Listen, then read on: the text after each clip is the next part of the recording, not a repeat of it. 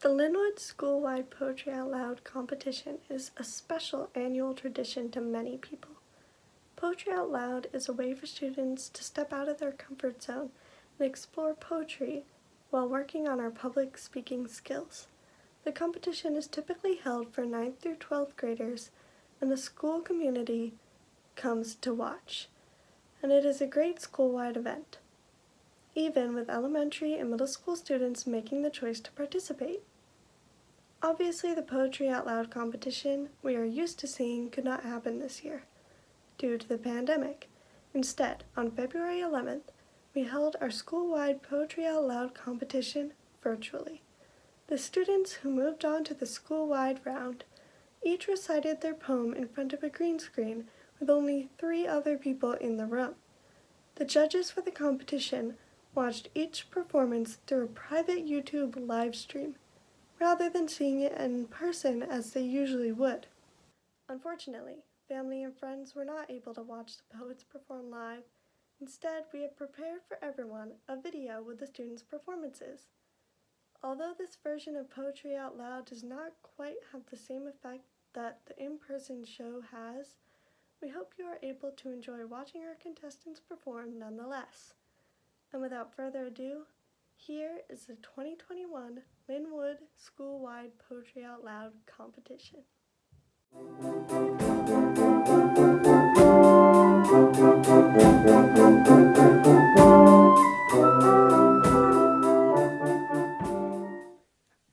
Dawn by Ella Higginson. The soft tone clock upon the stair chimed 3, too sweet for sleep, too early yet to rise. In restful peace I lay with half-closed eyes, watching the tender hours go dreamily. The tide was flowing in, the sea was shivering. I heard the sea shivering along the sands, while yet the sky was dim, uncertain, as the light that lies beneath the fretwork of some wild rose tree. The chanticleer sent drowsy calls across the slumberous air. In solemn silence, as sweet it was to hear my own heartbeat. Then, broad and deep and fair, trembling in its new birth from heaven's womb, one crimson shaft of dawn sank through my room.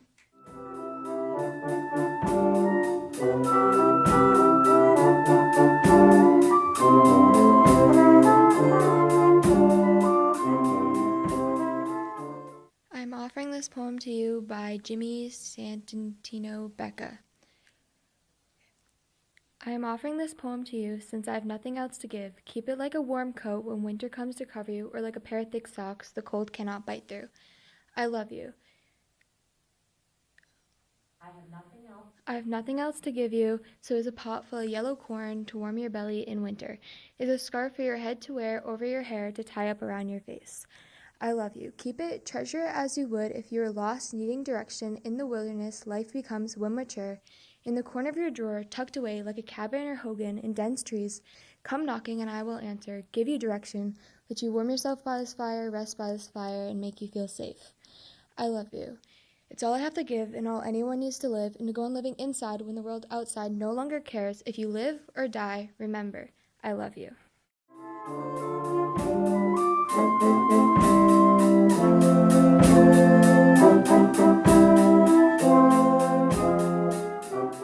Snow by Louis MacNeice.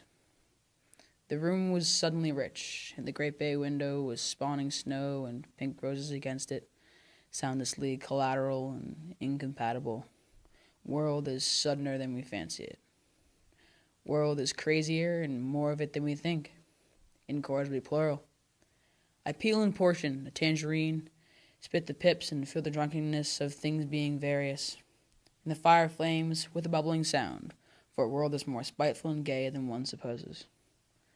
On the tongue, on the eyes, on the ears, and in the palms of one's hands, there is more than glass between the snow and the huge roses.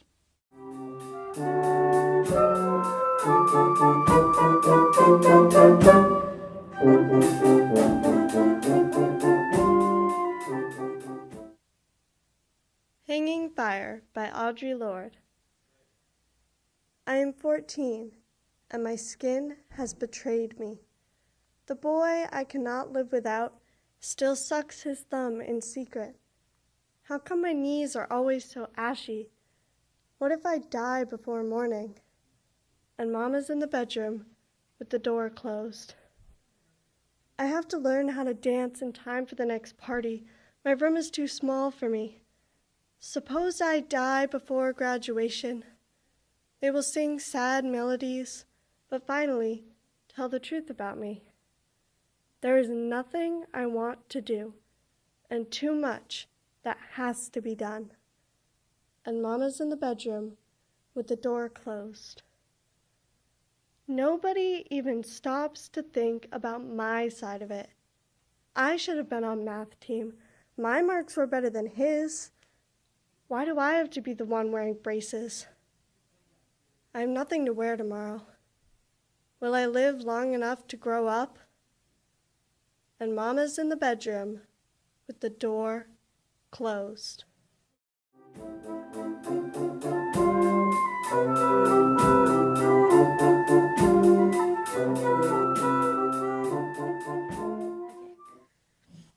After the War by Rachel Galvin for Joseph Lum. When he got to the farmhouse, he rifled through the cabinets, drawers, and cupboards, and his buddies did too. The place was abandoned, or so he thought, and his buddies did too. He tried to talk to the people in the town, and his buddies did too, but he was the only one whose Yiddish made it across into German. They took his meaning. He, in the farmhouse, took a camera and a gun, but his buddies, who knows? About the gun, it is also hard to say. After the war, he took up photography. Why not? And shot beautiful women for years. Got pretty good at it and how. Won prizes and engraved plates. Put them in a drawer, forgot the war, forgot his buddies, forgot the women, forgot the drawer.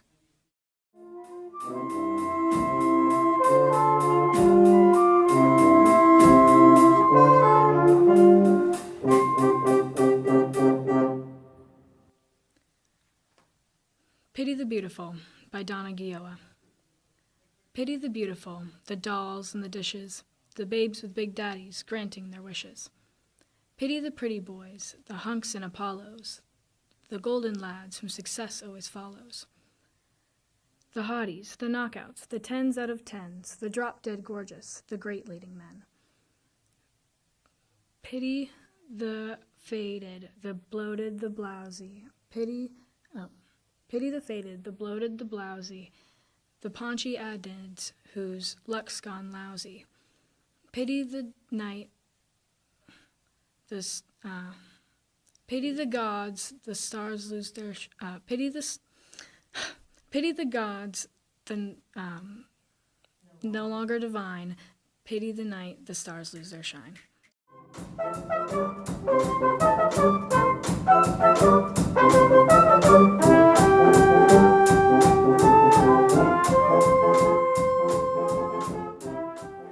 Peligro by Stuart Dweck.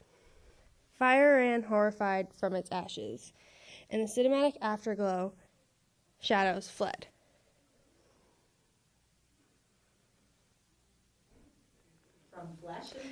From flesh and blood, scars appeared.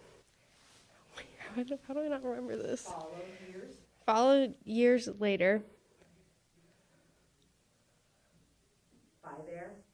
By their wounds. Oh my God. Blinks of red dinged relentlessly. But there was nowhere to go for the train pulling its wreckage.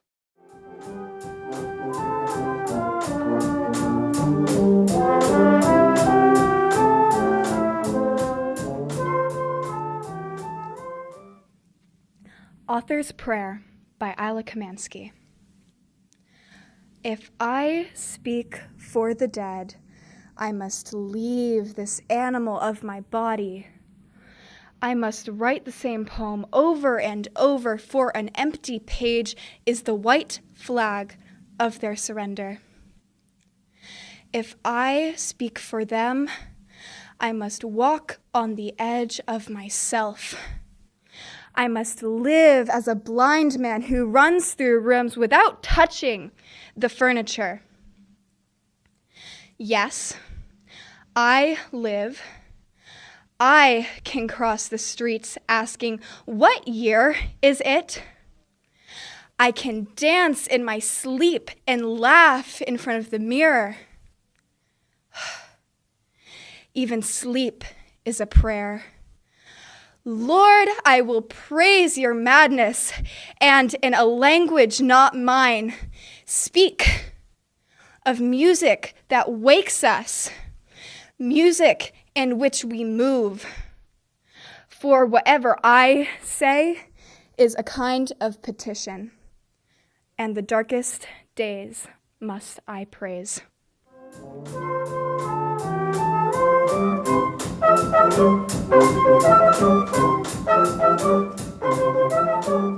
I'm Silas Whedon. I will be reciting Across the Bay by Donald Davy. A queer thing about those waters, there are no birds there, or hardly any. I did not miss them. I do not remember missing them or thinking it uncanny. The beach, so-called, was a blinding splinter of limestone, a quarry outraged by holes. We took pleasure in that, the emptiness, the hardness of the light, the silence, and the water's stillness. But this was the setting for one of our murderous scenes. This hurt and goes on hurting. The venomous soft jelly, the undersides. We could stand the world if it were hard all over.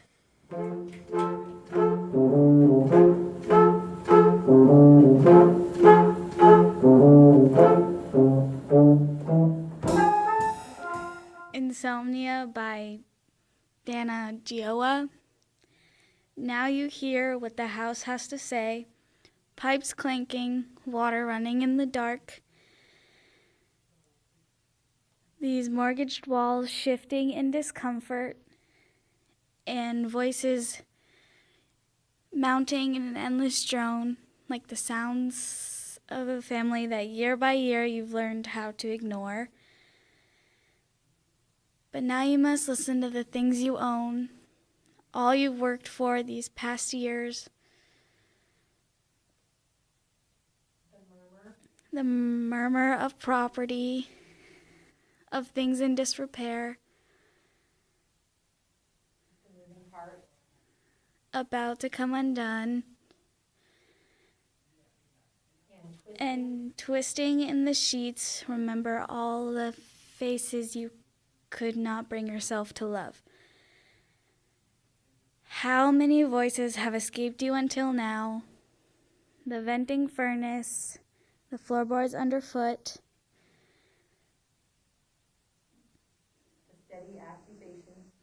the steady accusations of the clock numbering the minutes no one will mark, the terrible clarity this moment brings, the useless insight, the unbroken dark.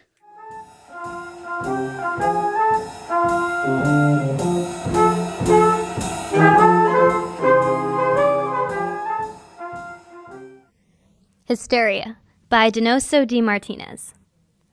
It only takes one night, with the wind on its knees, to imagine Carl Sandburg unfolding a map of Chicago, puzzled, and then walking the wrong way. The lines on his face are hard to read. I alternate between the TV, where a plastic surgeon is claiming that every facial expression causes wrinkles, and the newspaper. I picture the plastic surgeon reading the lines on Sandburg's face, lines that would have made more sense if the poet had been, say, a tree growing in a wind orchard. Maybe he simply smiled too much. I'm reading about the All-Star game, thinking that maybe Sandburg saw the White Sox of 1919. I love American newspapers, the way that each column is folded independently and believes it owns the world. There's this brief item in the international papers. The Chinese government has forbidden laughter in Tiananmen Square. I'm sure the plastic surgeon would approve. He'd say the Chinese will look young much longer, their faces unnaturally smooth. But what I think, although no photograph accompanies the picture, is laughter bursting inside them. I go back to the sports section, a close-up of a rookie mid-swing, his face holding all the wrong emotions in check. When I read, I bite my lower lip. a habit the plastic surgeon would probably call cosmetic heresy because it accelerates the aging process. I think of the wind in Tiananmen Square. I think of Carl Sandburg and the White Sox. How a country deprived of laughter ages invisibly.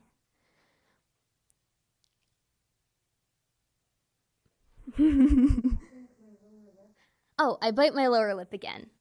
I want to learn to think in America, to believe that a headline is a fact and that all stories are subject.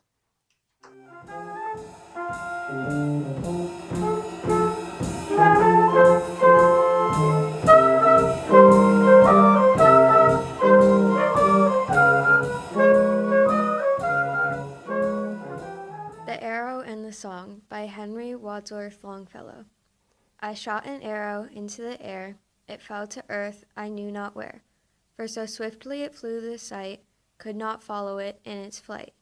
I breathed a song into the air, it fell to earth, I knew not where, for who has sight so keen and strong, that it can follow the flight of song?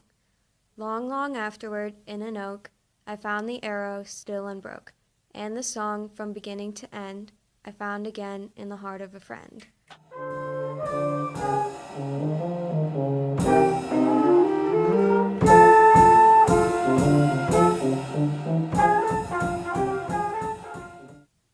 Emily Dickinson at the Poetry Slam by Dan Vera. I will tell you why she rarely ventured from her house. It happened like this. One day, she took the train to Boston, made her way to the darkened room, put her name down in cursive script, and waited her turn. When they read her name aloud, she made her way to the stage, straightened the papers in her hands, pages and envelopes, the backs of grocery bills. She closed her eyes for a minute, took a breath, and began. From her mouth, perfect words exploded, intact formulas of light and darkness. She dared to rhyme with words like cochineal and describe the skies like diadem. Obscurely worded incantations filled the room with an alchemy that made the very molecules quake. The solitary word she handled in her upstairs room with keen precision came rumbling out to make the electric lights flicker. 40 members of the audience were treated for hypertension. 20-year-old dark-haired beauties found their heads had turned a Moses white. Her second poem erased the memory of every cell phone in the nightclub, and by the fourth line of the sixth verse, the grandmother in the upstairs apartment had been cured of her rheumatism.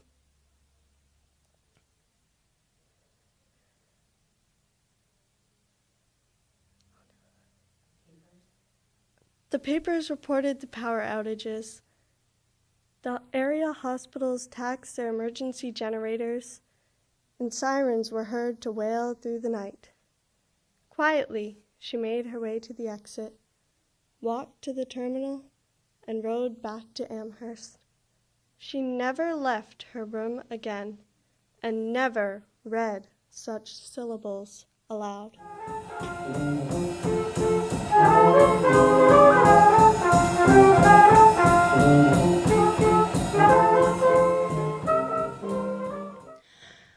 Coda by Basil Bunting. A strong song tows us, long, ear-sick. Blind we follow, rain, slant, spray, flick, to fields we do not know. Night float us, offshore wind. Shout! Ask the sea, what's lost, what's left, what horn sunk, what crown adrift? Where we are, who knows? Of kings who sup while day fails, who swinging his axe to fell kings, guesses where we go.